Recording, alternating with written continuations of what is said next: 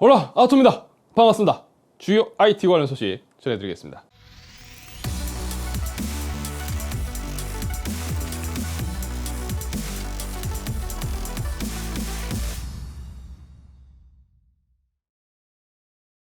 자, 엔비디아는 채굴 전용의 그래픽카드인 CMP 라인업을 출시할 예정입니다. 그리고 RTX 3060을 출시하면서 마이닝 락을 통해서 채굴 성능을 제한했었죠. 엔비디아의 말을 빌리자면 그래픽카드는 게이머들을 위해서 제공이 되어야 되고 채굴로 인해서 게이머들이 그래픽카드 구입에 어려움을 겪는 일은 없어야 한다. 그래서 채굴용 그래픽카드인 CMP 라인업을 출시한다. RTX 3060부터는 채굴락을 통해서 채굴 효율을 떨어뜨릴 것이다. 이런 상황이었습니다. 하지만 또 한편으로는 엔비디아가 이 폭발적인 채굴 수요를 통해서 칩 장사를 하려고 한다 라는 시각도 있었습니다. 기존 칩을 재활용하는 차원에서 나오는 게 CMP 라인업이고 채굴락을 걸어둔 건 소비자를 위해서라기보다는 이 CMP 라인업을 팔기 위한 빌드업이다 라는 거죠. 어찌되었든 소비자들이 원하는 건 가격 안정화와 정상적인 구입 기회를 얻는 것일 겁니다. 자, 그런데 얼마 전 엔비디아의 개발자 버전의 드라이버에서 3060의 채굴락이 보란듯이 풀리더니 이제는 국내 모 커뮤니티에서 3060을 가지고 HDMI 더미 플러그를 꽂는 것으로 채굴락을 풀 수 있다는 걸 확인했다. 이런 내용의 글이 또 올라오게 됩니다. 개발자 버전의 드라이버는 일반 유저용 드라이버가 아니다 보니까 생각을 못했다고 할 수는 있을 겁니다. 물론 이 부분을 신경 쓰지 못했다는 것 자체가 가장 심각한 문제지만 HDMI 더미 플러그 연결만으로 채굴락이 풀리는 건 엔비디아에서 애초에 밝힌 것처럼 드라이버 및 바이오스 등 하드웨어적으로도 적용된 락이기 때문에 쉽게 풀기 힘들 것이다 라고 했던 이 주장과는 상당히 어긋나는 모양새입니다. 이 초반 채굴락 관련 이슈가 있었을 때와 비교해서 하나씩 채굴락 해제 이슈가 돌면서 다시금 3060의 가격이 오르고 있고 또 채굴 쪽에서 수요도 늘고 있다고 하니까요. 이런 식이면 대체 엔비디아는 채굴락을 왜 했을까라는 의문이 듭니다. 그래서 오늘 갑자기 그래픽카드 값이 떡상을 했습니다.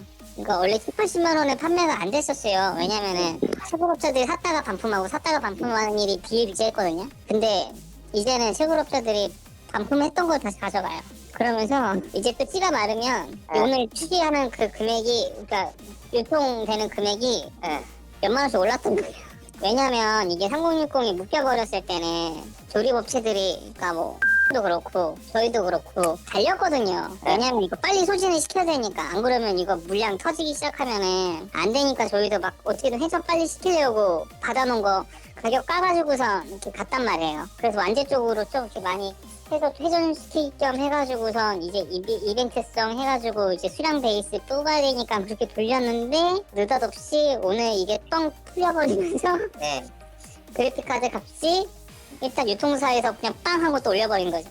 이제 다시 없을 거야 이제 물건 이러면서 엔비디아는 이왕 출시할 이 CMP 라인업 제대로 팔겠다라고 마음 먹었다면 채굴락을 좀 제대로 걸어야 되지 않을까 싶습니다. 자, 인텔의 11세대 CPU가 31일에 출시될 예정입니다. 시장에서 판매가 시작이 되었지만 지금은 이제 사전 예약 판매로 진행이 되고 있죠. 제품은 31일에 확인할 수가 있을 예정입니다. 그런데 사전 예약 판매 중인 이 11세대 모델에 대한 반응이 썩 좋지가 못합니다. 8코어 16스레드로 코어와 스레드가 줄어들었음에도 불구하고 가격은 10세대보다 높게 예약 판매가 되고 있어서 여러모로 그쵸, 좋은 반응이, 그리고 올 연말쯤 나올 것으로 예상되고 있는 12세대가 있기 때문에 이럴 거라면 그냥 12세대 기다리겠다라는 이야기도 나올 법하죠.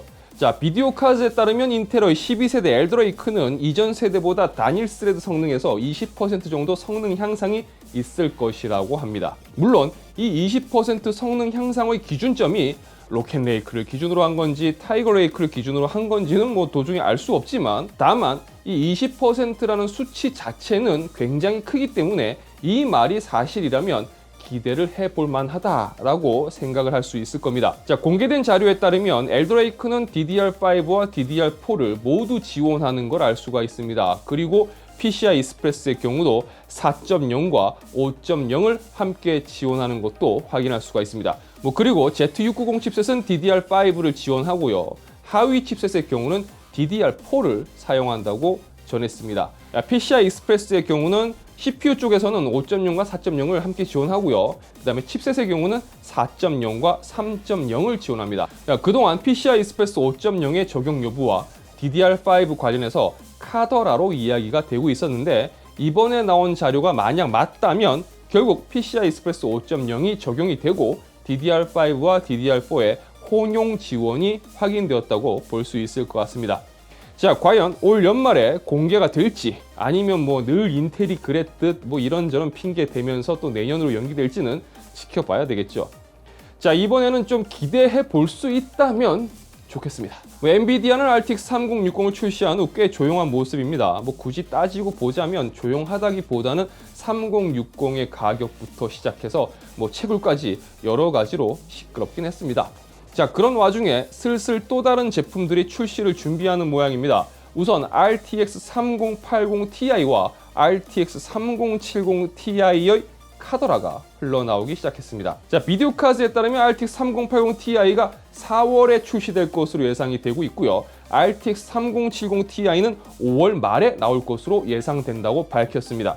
그리고 3080 Ti가 12GB 용량의 GDDR6X 메모리를 탑재할 거고, 쿠다 프로세서의 숫자 및 이 시스템 스펙 사항이 기존 3080보다 높게 나올 것으로 예상이 되긴 하지만 정확한 성능 포지션은 사실 아직 예측하기가 어렵다라고 전했습니다. 사실 저도 이 부분이 참 애매한데 3080과 3090의 이 갭이 게이밍 부분에서 그렇게 큰 편이라고 말하기는 좀 그렇거든요. 그래서 만약 3080 Ti가 그 사이로 비집고 들어온다면 뭐 일단 느낌상으로는 굉장히 빡빡할 것 같다는 생각이 들긴 합니다. 그런데 3090에 대해서는 또 이제 어차피 메모리, 비디오 메모리 용량의 차이가 있기 때문에 이로 인해서 얻을 수 있는 이 작업성에서의 퍼포먼스가 있기 때문에 이 작업 쪽 라인에서는 그래도 3090의 포지션 유지는 뭐 3080 Ti가 나오더라도 크게 문제는 없을 것으로 생각이 됩니다. 이 3070 Ti는 3070과 동일한 메모리 용량을 가지지만 가장 큰 차이점이라고 한다면 GDDR6 메모리가 아닌 GDDR6X 메모리로 탑재된다는 부분입니다. 3070 라인업은 고성능 게임성을 주력으로 삼는 포지션이기 때문에 이런 스펙상의 변화가 이 게이밍 성능에 어떻게 반영될지는 출시가 만약 된다면 직접 테스트를 통해서 확인을 해봐야 알 수가 있을 것 같습니다. 뭐 여튼 카더라요. 뭐 이렇게 소문이 나오다가 또 뭐 바뀔 수도 있는 거니까요. 자, 채굴. 제 채널에서는 이 채굴에 대해서 좀 비판적인 편입니다. 뭐 다른 이유보다도 채굴로 인해서 그래픽카드의 시장 가격이 붕괴되고 있고 소비자들이 구입에 어려움을 겪고 있기 때문입니다. 하지만 어쨌든 최근 암호화폐 호황 속에서 국내외를 막론하고 채굴은 꽤나 핫한 주제 중 하나일 겁니다. 자, 그래서인지 이제는 이 채굴 과정에서 발생하는 열 에너지를 활용하려는 움직임이 있습니다. 자, 토마토를 기르는 크립토마토, 그리고 채굴에서 발생하는 열을 증류주 제조에 사용하는 이더리럼 이런 기기들, 어쨌든 에너지를 낭비한다 혹은 전기를 낭비한다라는 이미지를 개선하고 싶은 건지 에너지 재사용 혹은 친환경적인 모습을 보여주려고 하는 움직임이 있습니다. 자, 그리고 최근에는 채굴기 제조업체 이 와이즈 마이닝에서 비트코인 채굴 시 발생하는 이 열을 활용하는 사토라는 보일러를 판매한다고 합니다. 100대 한정 판매로 현재 사전 주문을 받고 있는데 한 대당 가격은 $8,890라고 합니다. 비트코인으로도 구입할 수가 있다고 합니다. 물론 $8,890를 지불하고 이 보일러를 샀다고 해서 바로 채굴을 할 수 있는 건 아닙니다. 비트코인 채굴에는 그래픽카드가 아닌 이 ASIC이라고 하는 별도의 연산 처리 장치가 사용되는데 이 ASIC 마이너가 포함되어 있지 않기 때문에 별도로 구입을 하든지 아니면 가지고 있는 걸 설치해야 한다고 합니다. 어쨌든 보일러, 채굴은 저도 좀 부정적이지만 어쨌든 이 채굴 과정에서 발생하는 열 에너지는 좀 낭비되는 게 참 아깝습니다. 자, 보일러니까 일반 가정에서 사용하는 게 어울릴 것 같죠. 그런데 일반 가정에서 사용한다면 전기세가 그래요, 참 만만치 않을 것 같습니다. 자, 영국 케임브리지대 대한금융센터는 비트코인 관련 연간 전기 소비량을 약 40에서 445테라와트시로 추산했습니다. 이 좀 너무 간격이 크긴 해요. 추산이긴 하지만 그래서 최소 최대값으로 이렇게 잡은 건데 중간 정도의 추정값이 약 130테라와트시 정도라고 합니다. 자, 이게 어느 정도인지 감이 안 오시죠? 그러니까 130테라와트시는 아르헨티나의 1년치 전기 소비량에 해당한다고 합니다. 자, 그리고 채굴에 사용되는 전기의 3분의 2가 화석 연료를 사용해서 생산되는 전기라고 합니다. 그러니까 환경에 그만큼 안 좋다라는 거죠.